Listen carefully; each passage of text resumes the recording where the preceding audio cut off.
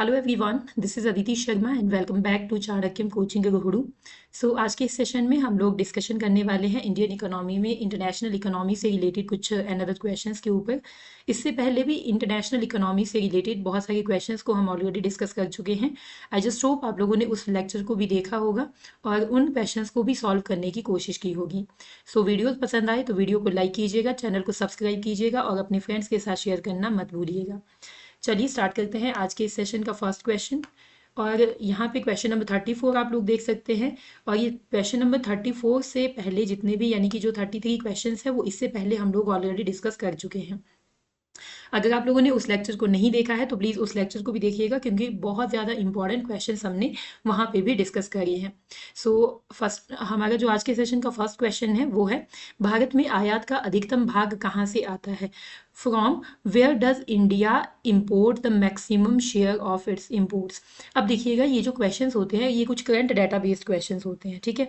और ये current data based questions आपके कभी ना कभी मुझे लगता है कि चेंज हो सकते हैं, तो जब भी आपका एग्जामिनेशन होता है तो आप एक बार इनको रीचेक करके जाइएगा, ठीक है।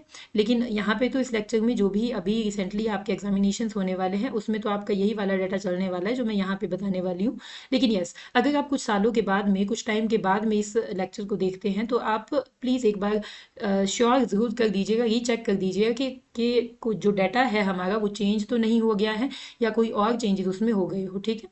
सो चलिए, यहाँ पे आपका सबसे पहले बताया गया है, from where does India import the maximum share of its import. Import सबसे ज़्यादा इंडिया में कहाँ से होता है? यूएसए से होता है, यूरोपियन कम्युनिटीज़ से होता है, या फिर आपके ओपेक कंट्री से होता है, या फिर African and Asian development countries से होता है।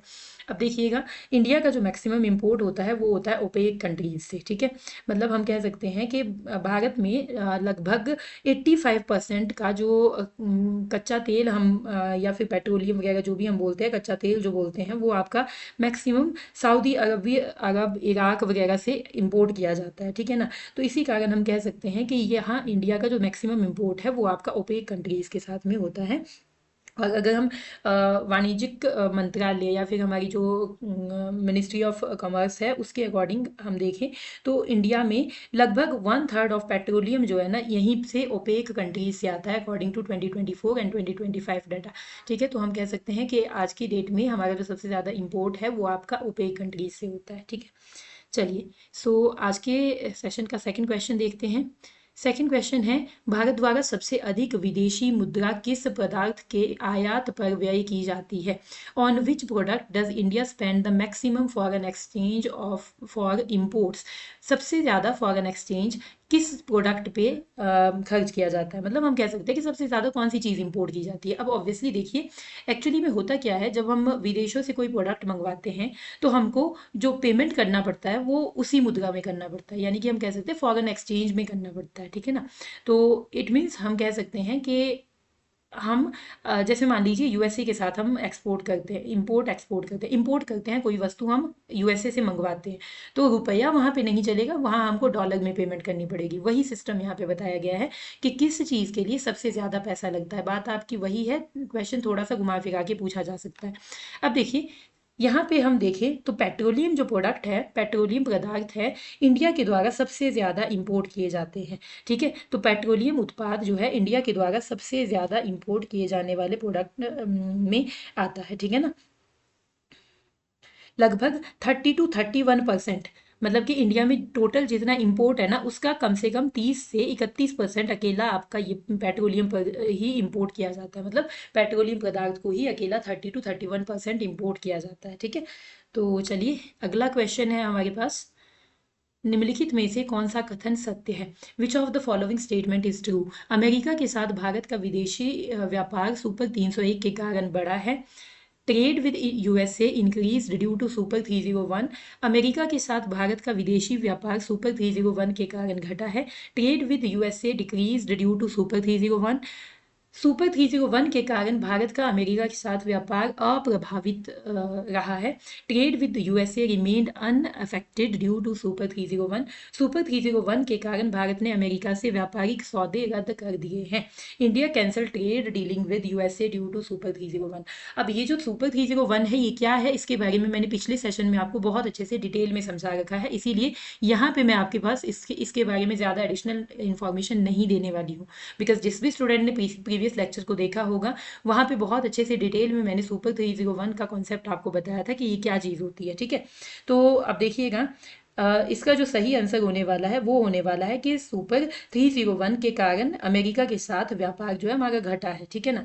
हमारा व्यापार अमेरिका के साथ में सुपर 301 के कारण घटा है, ठीक है। सुपर 301 में यूएसए की कुछ ट्रेड रिस्ट्रिक्शन प्रैक्टिसेस आती है, तो उसके बारे में हमने ऑलरेडी डिस्कशन हम कर चुके हैं। चलिए अगला क्वेश्चन देखते हैं।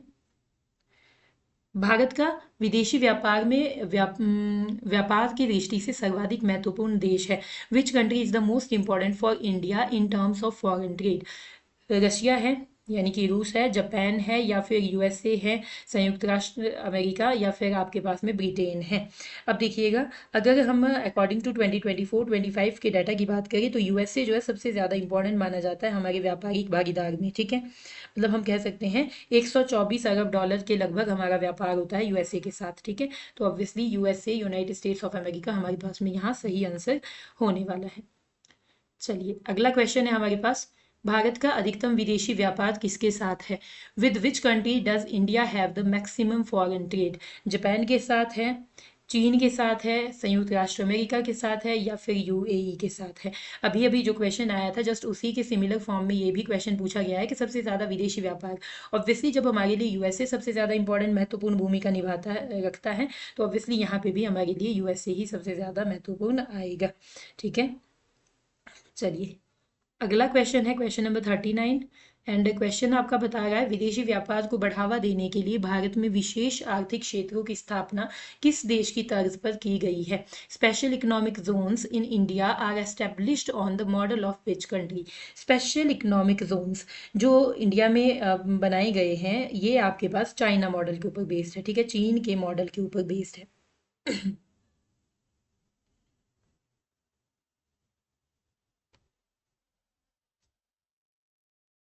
ये जो स्पेशल इकोनॉमिक जोन्स होते हैं ना, इसका जो सिस्टम है सबसे पहले चाइना ने इम्प्लीमेंट किया था, तो चाइना के मॉडल पर हम कह सकते हैं ये आपका इंडिया में भी अपनाया गया है। हम कह सकते हैं कि आपका चाइना मॉडल पे बेस्ड है, तो ऑप्शन नंबर सी यहाँ पे आपका सही होगा। चलिए अगला क्वेश्चन है दृश्य निर्यात और दृश्य आयात के मूल्य में अंतर को क्या कहा जाता है? दृश्य निर्यात और दृश्य आयात, अब देखिए what is the difference between the value of visible export and value of visible import called? अब देखिए सिंपली यहाँ पे क्या कहा गया है कि दृश्य, दृश्य का मतलब होता है विजिबल आइटम्स, मतलब वस्तुओं का, गुड्स का, trade off goods. Trade off goods को हम कहते हैं बैलेंस, ट्रेड बैलेंस, ठीक है, व्यापार शेष हम कहते हैं, ट्रेड बैलेंस कहते हैं। देखिए दो चीज़ें इकोनॉमिक्स में बहुत ज़्यादा इंपॉर्टेंट है, इंडियन इकोनॉमी के सीक्वेंस में, इंटरनेशनल इकोनॉमिक्स के सीक्वेंस में। एक होता है हमारा बैलेंस ऑफ पेमेंट, ठीक है, एक होता है हमारा बैलेंस ऑफ ट्रेड। मैं यहाँ पे शॉर्ट फॉर्म में लिख रही हूँ BOP and BOT. Balance of payment में होता है systematic record of all the transaction between two countries during a particular period of time, यानी कि एक साल की अवधि के अंदर दो देशों के बीच में जो भी हमारा लेन देन होता है उसको हम बैलेंस ऑफ पेमेंट में रखते हैं, ठीक है। अगर हम बैलेंस ऑफ पेमेंट की बात करते हैं, थोड़ा सा मैं आपको यहाँ एडिशनल बता दूं, बैलेंस ऑफ पेमेंट के अंदर हम बहुत सारी चीज़ें देखते हैं जिसमें कि 3 अकाउंट्स हम देखते हैं स्पेशली, ठीक है। कौन कौन से अकाउंट्स हैं? पहला अकाउंट हमारा होता है करंट अकाउंट, ठीक है, करंट अकाउंट। और ये जो करंट अकाउंट होता है, करंट अकाउंट के अंदर हमारा trade off visible items and trade off invisible items सभी आते हैं, ठीक है। साथ ही साथ में इसमें यूनिलेटरल पेमेंट्स वगैरह सब कुछ आती है। मतलब ट्रेड ऑफ विजिबल आइटम्स का मतलब है वस्तुएं, ठीक है। जैसे हमने एक देश ने दूसरे देशों को कोई वस्तुएं भेजी, वस्तुएं मतलब कोई भी वस्तु हो सकती है, कपड़े हो सकते हैं, शूज हो सकते हैं, कुछ और हो सकता है, खाने पीने का सामान हो सकता है। और सेवाएं, सेवाएं भी इसमें आती है, सेवाओं को हम बोलते हैं इनविजिबल आइटम्स, ठीक है। मतलब कि जो अदृश्य होती है, दिखती नहीं है, ठीक है। तो इट मीन्स करंट अकाउंट की अगर बात की जाती है तो trade off visible and invisible items दोनों आते हैं, और साथ ही साथ में इसमें यूनिलेटरल पेमेंट्स भी आती है। यूनिलेटरल पेमेंट्स का मतलब होता है वन साइडेड पेमेंट्स, जो कि एक साइडेड होती है। वन साइडेड पेमेंट का मतलब है, जैसे मान लीजिए आपके लिए कोई फॉरेन से पैसा भेजता है, जैसे मान लो आपके ब्रदर या फादर फॉरेन में जॉब करते हैं और आपके लिए वो वहाँ से पैसा भेजते हैं, ठीक है। अब आपको वो पैसा वापस नहीं देना, ठीक है। तो इट मीन्स वो जो यूनिलेटरल पेमेंट्स होगी, वन साइडेड पेमेंट्स होगी, जो विदेशों से आपके लिए आई है, वो भी हमारे करंट अकाउंट में ऐड की जाएगी, ठीक है। और दूसरा जो अकाउंट आता है, दूसरा अकाउंट आता है हमारा कैपिटल अकाउंट। कैपिटल अकाउंट बहुत इंपॉर्टेंट टर्म्स है ये। कैपिटल अकाउंट के अंदर जितने भी ट्रांजैक्शंस होते हैं जो कि हमारे इन्वेस्टमेंट से रिलेटेड होते हैं, बोरोविंग एंड लेंडिंग से रिलेटेड होते हैं, मतलब कि आपके जो आपका हम कह सकते हैं इन्वेस्टमेंट, निवेश, या फिर आपके उधार वगैरह से लेन देन, पैसों का लेन देन जहाँ पे चलता है, वो वाला जो सिस्टम होगा वो आपका कैपिटल अकाउंट के अंदर आता है, ठीक है। और तीसरा अकाउंट होता है हमारा ऑफिशियल सेटलमेंट अकाउंट, इसको बोलते हैं OSA, ठीक है। ऑफिशियल सेटलमेंट अकाउंट इसको बोलते हैं। ये जो है जब हमारे बैलेंस ऑफ पेमेंट में प्रॉब्लम आ जाती है, या फिर हम कह सकते हैं डिसबैलेंस हो जाता है, ठीक है। करंट अकाउंट, कैपिटल अकाउंट जब हमारी अनबैलेंस हो जाते हैं, तो इस अकाउंट के द्वारा इन बैलेंस ऑफ पेमेंट को संतुलित किया जाता है, ठीक है। मतलब कि जो ऑफिशियल सेटलमेंट अकाउंट होता है, ऑफिशियल रिजर्व अकाउंट होता है, इसको आरबीआई के द्वारा इंडिया में ऑपरेट किया जाता है। और बैलेंस ऑफ पेमेंट में जब भी असंतुलन आता है, उस असंतुलन को ठीक करने के लिए ऑफिशियल सेटलमेंट अकाउंट, तीसरे वाला जो अकाउंट है, वो काम आता है, ठीक है। तो यहाँ पे जब हम बैलेंस ऑफ पेमेंट की बात करते हैं, तो बैलेंस ऑफ पेमेंट के अंदर तो हमने क्या देखा था, दृश्य वस्तुओं का आयात भी देखा था, अदृश्य वस्तु का भी देखा था, और मतलब जितने भी आपके इनविजिबल आइटम्स होते हैं, चाहे आपके पास में विजिबल आइटम्स है, इनविजिबल है, चाहे आपका बोरोविंग एंड लेंडिंग है, चाहे आपकी कोई भी चीज़ है, ठीक है, इन्वेस्टमेंट है, वो सब कुछ आपका बैलेंस ऑफ पेमेंट में आएगा। लेकिन जब हम बैलेंस ऑफ ट्रेड की बात करेंगे, तो बैलेंस ऑफ ट्रेड में सिर्फ और सिर्फ दृश्य वस्तुओं का ही आयात और निर्यात आता है, मतलब कमोडिटीज का, गुड्स का एक्सपोर्ट और इंपोर्ट आता है। इट मीन्स हम कह सकते हैं कि ट्रेड बैलेंस का मतलब है दृश्य निर्यात और दृश्य आयात के मूल्य का अंतर, यानी कि जो इसमें डिफरेंस पाया जाएगा, ठीक है ना। यानी कि हम कह सकते हैं कि इनमें आयात और निर्यात जो कि कमोडिटीज का ही होना है, उसमें जब डिफरेंस पाया जाएगा, जो डिफरेंस आएगा, उसको हम कहेंगे आपका बैलेंस ऑफ ट्रेड, ठीक है। मतलब कि आयात माइनस दृश्य निर्यात इज कॉल्ड व्यापार शेष या फिर ट्रेड बैलेंस। चलिए, अगला क्वेश्चन है हमारे पास में, उत्तर प्रदेश में निर्यात प्रोसेसिंग क्षेत्र कहाँ है? Where is the export processing zone located in Uttar Pradesh? Uttar Pradesh के नोएडा में आपका ये जो एक्सपोर्ट प्रोसेसिंग जोन है वो सिचुएटेड है। और ये बहुत ही मतलब मुझे लगता है फैक्चुअल क्वेश्चन है, तो ज़्यादा यहाँ पे कुछ एडिशनल जानने की आवश्यकता है नहीं। ध्यान रखना है कि ये आपका नोएडा में स्थित है, ठीक है।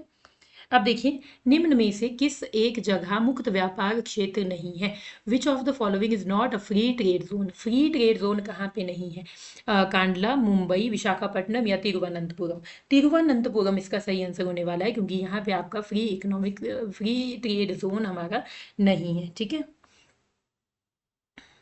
चलिए, अगला क्वेश्चन है हमारा, निम्नलिखित में से कौन मुक्त व्यापार को सबसे अच्छे से परिभाषित करता है? विच of the following best define free trade? Free trade को कौन सबसे अच्छे से डिफाइन करता है? देखिएगा, आयात को हतोत्साहित किया जाता है, निर्यात और आयात पर कोई प्रतिबंध नहीं है, निर्यात पर कोई शुल्क नहीं है, आयातित सामान ड्यूटी फ्री बनाए जाते हैं। अब देखिए, आयात निर्यात पर कोई प्रतिबंध ना होना, यही हमारे पास में क्या कहलाता है? हमारा मुक्त व्यापार कहलाता है। यानी कि किसी भी तरीके का no restrictions on import and export, किसी भी तरीके के कोई भी रिस्ट्रिक्शंस इंपोर्ट एंड एक्सपोर्ट पे नहीं होंगे, दैट इज कॉल्ड मुक्त व्यापार या फिर फ्री ट्रेड, ठीक है। आसानी से जो ट्रेड है वो आपके हो सकता है। अब देखिए, यहाँ पे क्या है, ना तो कोई शुल्क होगा, ना तो कोई ड्यूटीज होगी, ना तो आपके पास में कोई किसी तरीके के कोई बैरियर्स होंगे, ठीक है। ये चीज़ें हैं। चलिए, अगला क्वेश्चन है हमारे पास, कौन सा संगठन विदेश व्यापार का संवर्धन करता है? Which organization promotes foreign trade? ECGC, MMTC, STC या ऑल ऑफ द एबव? अब देखिएगा, यहाँ पे विदेशी व्यापार को बढ़ावा देने वाला संगठन पूछा गया है और इसमें जो आंसर है वो सभी के सभी ही होंगे, क्योंकि ईसीजीसी जो है वो निर्यातकों को बीमा कवर करवाता है, मतलब कि इंश्योरेंस से रिलेटेड सुविधाएं देता है। और आपका एमएमटीसी जो है खनिज और धातु व्यापार से संबंधित है। और एसटीसी जो है सरकारी निर्यात आयात एजेंसी से रिलेटेड है, ठीक है ना। तो इट मीन्स आपके पास में हम कह सकते हैं ये ऑल ऑफ द एबव ही यहाँ पे सही होगा, क्योंकि सभी के सभी जो है किसके लिए, फॉरेन ट्रेड के लिए इम्पॉर्टेंट है, फॉरेन ट्रेड को प्रमोट करते हैं। चलिए अगला क्वेश्चन है हमारे पास, दक्षिण विनियोग व्यापार तथा तकनीकी आंकड़ा विनिमय केंद्र सिंडिडेक सिंडिडेक निम्नलिखित में से किसकी योजना है?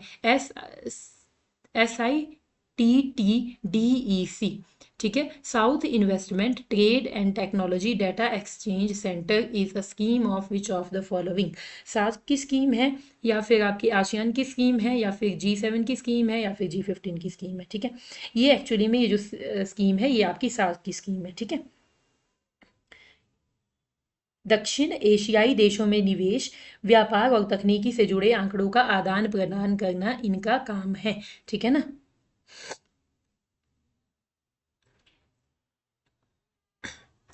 चलिए अगला क्वेश्चन है, देश की आयात निर्यात नीति के अंतर्गत आयातित वस्तुओं पर मात्रात्मक नियंत्रण को कब से समाप्त किया गया है? From when were the quantitative restriction on imported goods removed under India's import export policy? India की इंपोर्ट एक्सपोर्ट पॉलिसी के अकॉर्डिंग जो क्वांटिटेटिव रिस्ट्रिक्शंस लगाए जाते थे इंपोर्ट पर, उसको कब से रिमूव किया गया है? इसको रिमूवल की जो डेट है एग्जैक्टली आपकी जो डेट है वो है 1 अप्रैल 2001, 1 अप्रैल 2001 इसकी एग्जैक्टली डेट है, ठीक है। चलिए अगला क्वेश्चन है हमारे पास, निजी क्षेत्र में देश का प्रथम निर्यात प्रोसेसिंग क्षेत्र EPZ कहाँ स्थापित किया गया था? Where was India's first export processing zone in the private sector established?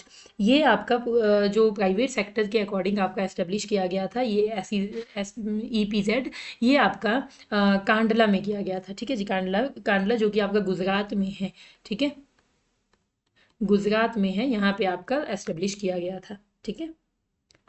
चलिए अगला क्वेश्चन है, नए गेट समझौते के अंतर्गत वस्त्र व्यापार से संबंधित बहुदेशीय व्यवस्था को कितने वर्षों में पूर्णता प्राप्त करने की व्यवस्था है?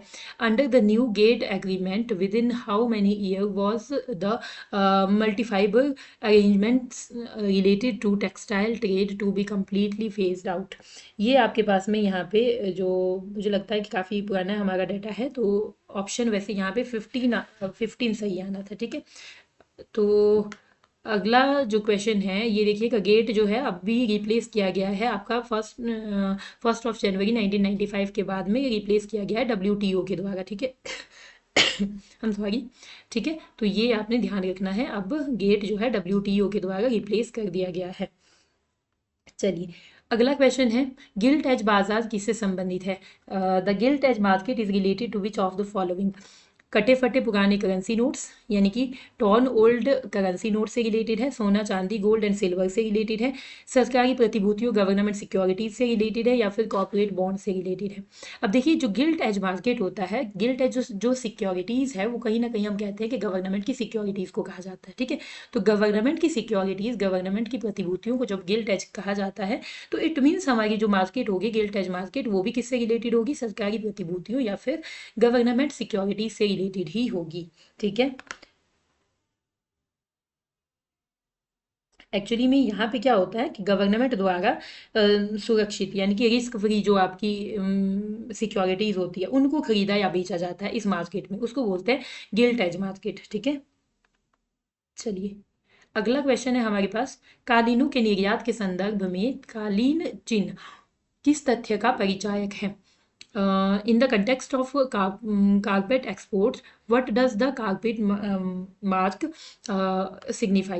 यह द्योतक है कि वस्तु कालीन है, यह द्योतक है कि वस्तु हस्तकला का नमूना है, यह द्योतक है कि वस्तु बनाने में बाल श्रम का उपयोग नहीं हुआ है, यह किसी भी तथ्य का द्योतक नहीं है। अब देखिए कारपेट मार्क का क्या संकेत है? कालीन बनाने में बाल श्रम का प्रयोग नहीं हुआ है, ये इस बात का प्रयोग को बताता है, ठीक है।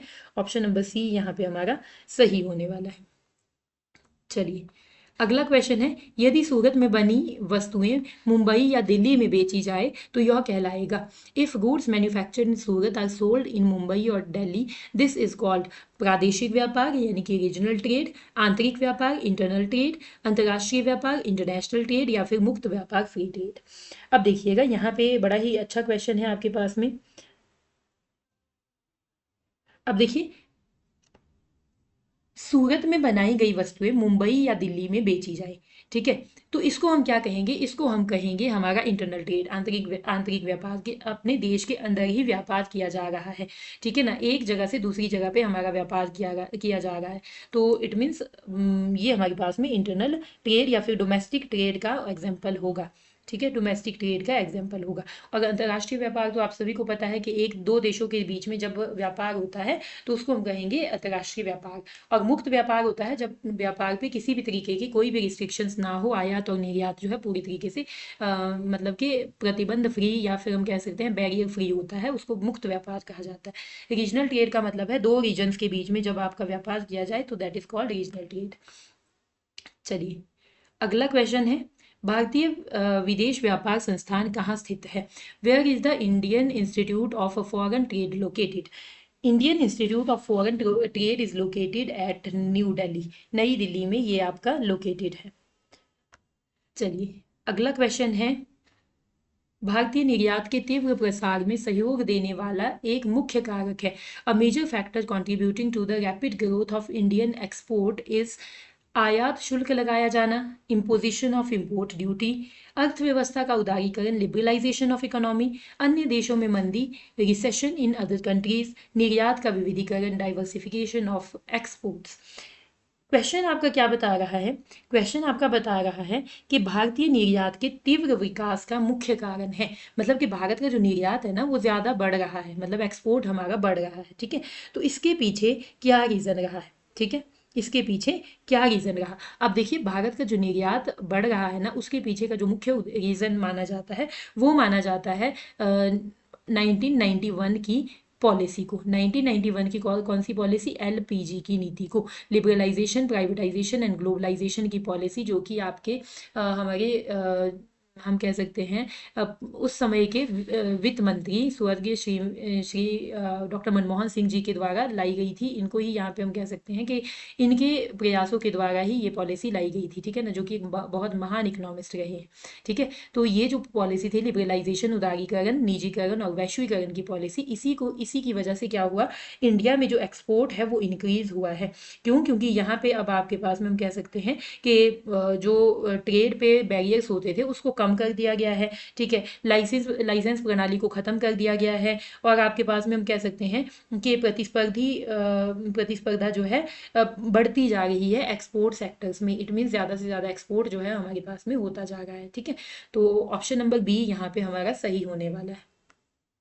ये जो एलपीजी की पॉलिसी है, किसी भी एग्जामिनेशन में जहाँ पे भी इकोनॉमिक्स के क्वेश्चंस आपके बनते हैं तो डेफिनेटली ये क्वेश्चंस आपके डेफिनेटली पूछे जा सकते हैं, तो बहुत ही अच्छे से आप लोगों को इसको देखना है और समझना है।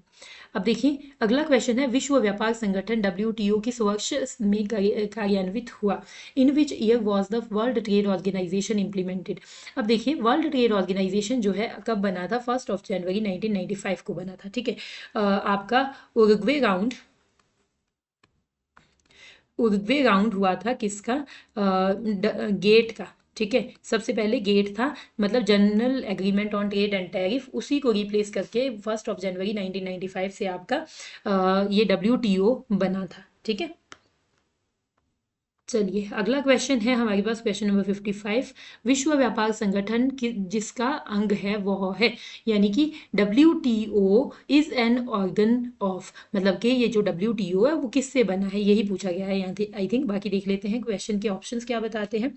अंतर्राष्ट्रीय मुद्रा कोष, इंटरनेशनल मॉनेटरी फंड, संयुक्त राष्ट्र संघ, यूनाइटेड नेशंस, एक अमेरिकी व्यापार संगठन एंड अमेरिकन ट्रेड ऑर्गेनाइजेशन, गैर सदस्यों द्वारा स्थापित एक अंतर्राष्ट्रीय व्यापार संगठन, and international trade organization setup by GATT members. Definitely तो यही आपके पास में ऑप्शन नंबर डी ही यहाँ पे सही होने वाला है, क्योंकि अभी अभी मैंने आपको बताया कि गेट को रिप्लेस करके ही आपके पास में WTO बना है, ठीक है।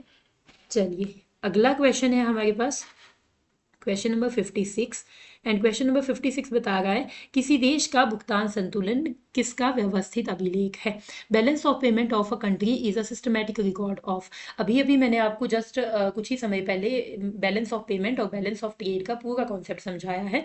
तो मैंने आपको उसमें बताया था कि जो बैलेंस ऑफ पेमेंट होता है वो क्या बताता है कि किसी देश में एक निश्चित अवधि, आमतौर पर 1 वर्ष के अंदर किसी देश का निर्यात और आयात कितना हुआ है। ठीक है, हम कह सकते हैं कि balance of payment is a systematic record of all the transaction of a country with the rest of the world during a particular period of time, usually for 1 year।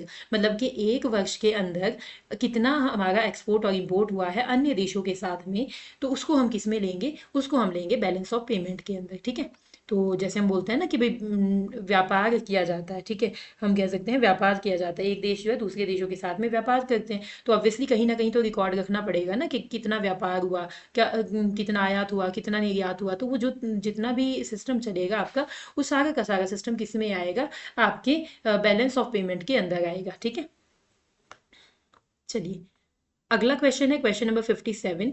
भुगतान संतुलन में निहित होता है। बैलेंस ऑफ पेमेंट इंक्लूड्स दृश्य व्यापार, अदृश्य व्यापार, लोन और उपरोक्त सभी। अब देखिएगा, ये भी मैंने आपको बड़े ही अच्छे से बताया था।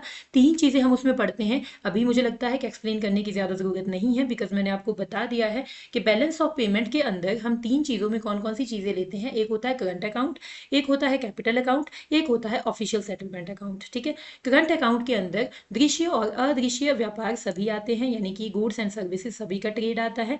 और जो कैपिटल अकाउंट होता है उसमें लोन, आपकी बोरोविंग्स, लेंडिंग्स या फिर इन्वेस्टमेंट, ये सारी चीजें आती है। तो इट मीन्स ये दोनों चीजें आएगी करंट अकाउंट के अंदर, ये आएगा कैपिटल अकाउंट के अंदर। और करंट अकाउंट और कैपिटल अकाउंट दोनों किसके अंदर आते हैं, दोनों आते हैं बैलेंस ऑफ पेमेंट के अंदर। तो इट मीन्स यहाँ पे जो राइट आंसर होगा वो होगा ऑप्शन नंबर डी, यानी कि उपरोक्त सभी। ठीक है, ये आपके पास में सारी की सारी चीजें किसके अंदर आएगी, बैलेंस ऑफ पेमेंट के अंदर आएगी। ठीक है, चलिए अगला क्वेश्चन है किस वर्ष में विदेशी विनिमय प्रबंध अधिनियम फेमा प्रभावी हुआ। In which year did the foreign exchange management act come into effect. Foreign exchange management act जो है सन 2000 में इम्प्लीमेंट हुआ था। ठीक है, जून 2000 आपके पास में यहाँ पे सही आंसर होने वाला है। आई एम एक्सट्रीमली सॉरी, ये गलती से थोड़ा सा दोनों ही आपके मार्क हो चुके हैं। चलिए इसको हम दोबारा से देख लेते हैं। ये देखिएगा, option number C will be the right answer here. ठीक है, अब देखिएगा ये जो फेमा आया था ना, ये फेरा की जगह पे आया था। ठीक है ना, फॉरेन एक्सचेंज रेगुलेशन एक्ट की जगह पे आया था, और अभी ये है फॉरेन एक्सचेंज मैनेजमेंट एक्ट। चलिए अगला क्वेश्चन देखिएगा, बिल्कुल वही क्वेश्चन आ गया है कि भारत में फेरा का स्थान ले लिया है, यानी कि विच एक्ट रिप्लेस्ड फेरा। फॉरेन एक्सचेंज रेगुलेशन एक्ट को किसने रिप्लेस किया है, ऑब्वियसली फेमा ने रिप्लेस किया है। तो ऑप्शन नंबर ए हमारा यहाँ पे सही हो जाएगा, फॉरेन एक्सचेंज मैनेजमेंट एक्ट। चलिए अगला क्वेश्चन है हमारे पास में, अंतर्राष्ट्रीय व्यापार में किस चीज की आपूर्ति से भारत का एकाधिकार है। अंतर्राष्ट्रीय व्यापार में किस चीज की आपूर्ति में भारत का एकाधिकार है। India has a monopoly in the supply of which item in the international market. International market में किस में हमारा एकाधिकार है। ये है हमारा, हम कह सकते हैं अभ्रक। ठीक है, मिका, इसमें आपके पास में हमारा एक अधिकार है। हम कह सकते हैं कि इंडिया में बहुत पाया जाता है और बहुत ज़्यादा एक्सपोर्ट इसका किया जाता है। चलिए अगला क्वेश्चन है, दो देशों के बीच वस्तु विनिमय को क्या कहा जाता है। Exchange of goods between two countries is called. अब दो कंट्रीज के बीच में एक्सपोर्ट होगा चीज़ों का। अब देखिएगा, व्यापार शेष, ट्रेड बैलेंस तो कहते नहीं है। क्यों, क्योंकि ट्रेड बैलेंस होता है आपके पास में दृश्य वस्तुओं का आयात माइनस दृश्य वस्तुओं का निर्यात। बैलेंस ऑफ ट्रेड अभी अभी समझाया था क्या होता है। ठीक है, और व्यापार परिमाण डेफिनेटली नहीं होता। ट्रेड वॉल्यूम का मतलब होता है कितना व्यापार हुआ, वॉल्यूम कितनी मात्रा में व्यापार हुआ, उस तरीके से। और मल्टीलेटरियल व्यापार होगा नहीं, ये होगा द्विपक्षीय व्यापार, मतलब दो पक्षों के बीच में। ठीक है, नाम से ही पता चल रहा है दो देशों के बीच में। इट मीन्स दो पक्षों के बीच में जो ट्रेड होगा उसको हम बायलेटरियल ट्रेड कहते हैं, यानी कि द्विपक्षीय व्यापार का नाम देते हैं। चलिए अगला क्वेश्चन है क्वेश्चन नंबर 62। निम्नलिखित में से क्या ट्रिम्स का सही विस्तार है। विच of the following is the correct full form of TRIMS. Trade related industrial measures, trade related innovation measured, trade related information measures, trade related investment measures. ठीक है, तो trade related investment measures is the correct name of TRIMS. ठीक है, trade related investment measures WTO के बहुत important segments माने जाते हैं। जब डिटेल में डिस्कशन करेंगे तो बड़े अच्छे से इनके बारे में भी देख लेंगे। ठीक है, चलिए अगला क्वेश्चन है, क्वेश्चन नंबर 63। भुगतान संतुलन शब्द का प्रयोग निम्नलिखित में से किसके संदर्भ में किया जाता है? The term balance of payment is used in reference to, एक कारखाने के वार्षिक विक्रय से, annual sale of a factory, कर संग्रह से, टैक्स कलेक्शन के लिए, आयात निर्यात से, इंपोर्ट एंड एक्सपोर्ट के लिए, उपरोक्त में से कोई नहीं या फिर नन ऑफ द एबव। अब देखिए ऑब्वियसली हमने कहा है कि बैलेंस ऑफ पेमेंट एक देश का बाकी रेस्ट ऑफ द वर्ल्ड के साथ जितना भी आयात और निर्यात होता है एक साल के अंदर, उसका लेखा जोखा होता है, उसका रिकॉर्ड होता है। तो इट मीन्स यहाँ पे ऑप्शन नंबर सी हमारा सही आएगा कि भाई एक देश के अंदर आयात और निर्यात किसी एक देश का बाकी रेस्ट ऑफ द वर्ल्ड के साथ में कितना हुआ है, बाकी देशों के साथ में कितना हुआ है, उसको हम किस में देखते हैं? बैलेंस ऑफ पेमेंट में देखते हैं। तो ऑब्वियसली ऑप्शन नंबर सी ही हमारा यहाँ पे सही आंसर होने वाला है। चलिए अगला क्वेश्चन है, ट्रिप्स बौद्धिक संपदा अधिकारों के व्यापार से संबंधित पक्ष करार का संचालन किसके द्वारा होता है? यानी कि trips, trade related aspects of intellectual property right agreement is administered by, किसके द्वारा एडमिनिस्टर किया जाता है? ये किया जाता है WTO के द्वारा। मैंने अभी अभी आपको बताया था कि ट्रिप्स एंड ट्रिम्स जो है WTO के बहुत इंपॉर्टेंट सेगमेंट है। तो यहाँ पे जो ऑप्शन होगा वो आपका ऑप्शन नंबर सी आपका सही होने वाला है, WTO। चलिए अगला क्वेश्चन है, क्वेश्चन नंबर 65। विदेशी व्यापार का भुगतान संबंधित है। Payment of foreign trade is related to, आयात के गुणों से, निर्यात के गुणों से, विदेशी व्यापार गुणक से एंड आपका भुगतान संतुलन से। क्वेश्चन नंबर 65 बता रहा है विदेशी व्यापार का भुगतान किससे संबंधित है। ऑब्वियसली ये देखिएगा हम कह सकते हैं ये रिलेटेड होगा आपके फॉरेन ट्रेड मल्टीप्लायर से। ठीक है, फॉरेन ट्रेड मल्टीप्लायर से। देखो एक्चुअली में विदेशी व्यापार का भुगतान संबंधित है। एक्चुअली में ये क्वेश्चन थोड़ा सा ट्रिकी है, लेकिन जो ये फॉरेन ट्रेड मल्टीप्लायर है ना, ये क्या बताता है? ये बताता है कि एक्सपोर्ट में वृद्धि से, अगर मान लो एक्सपोर्ट हमारा इंक्रीज हो जाता है, ठीक है, किसी कंट्री का एक्सपोर्ट बढ़ जाता है, तो उससे इनकम और रोजगार, ठीक है, आय और रोजगार में कितनी वृद्धि होगी? ठीक है, आय और रोजगार, इनकम एंड एम्प्लॉयमेंट में कितना असर पड़ेगा, कई गुना असर पड़ता है, ये हम कह सकते हैं। ठीक है, सिंपल सी भाषा में अगर हम कहें, अगर किसी एक देश का निर्यात बढ़ता है, ठीक है, मान लो इंडिया है, इंडिया का जो एक्सपोर्ट है वो बढ़ रहा है, तो इसका मतलब इंडिया में प्रोडक्ट ज़्यादा बनेगा। ठीक है, ज़्यादा बनेगा तो ऑब्वियसली ज़्यादा फैक्ट्रीज लगेगी उसकी, इंडिया के प्रोडक्ट की विदेशों में ज़्यादा मांग होगी, तभी तो एक्सपोर्ट बढ़ेगा ना। अब जब विदेशों में ज़्यादा मांग होगी तो इंडिया में ज़्यादा बनेगा, वो प्रोडक्ट ज़्यादा बनेगा तो इसका मतलब फैक्ट्रीज ज़्यादा लगेगी, फैक्ट्रीज ज़्यादा लगेगी तो लोगों को वहाँ पे एम्प्लॉयमेंट मिलेगा, एम्प्लॉयमेंट मिलेगा तो लोगों की इनकम जनरेट होगी। तो इसी चीज़ को कहा गया है कि भाई foreign trade multiplier. Foreign trade multiplier का मतलब होता है एक्सपोर्ट के इंक्रीज होने से आयात, आय और आपके रोजगार यानी कि इनकम एंड एम्प्लॉयमेंट जो है कई गुना ज़्यादा इंक्रीज होते हैं। This is called foreign trade multiplier. ठीक है ना। चलिए अगला और आज के इस सेशन का लास्ट क्वेश्चन हमारे पास में है, सूचना प्रौद्योगिकी क्षेत्र की विश्व की 100 कंपनियों में भारत की एकमात्र कंपनी कौन सी है? Which is the only Indian company among the world's top 100 companies in the IT sector? Infosys है, विप्रो है, BSNL है या फिर रिलायंस है? ठीक है, अब देखिएगा ये जो इन्फोसिस कंपनी है ये इंडिया की 100 कंपनी मतलब हम कह सकते हैं कि वर्ल्ड की टॉप 100 कंपनीज में आती है इन्फोसिस। ठीक है, तो इन्फोसिस यहाँ पे आपका सही आंसर होने वाला है।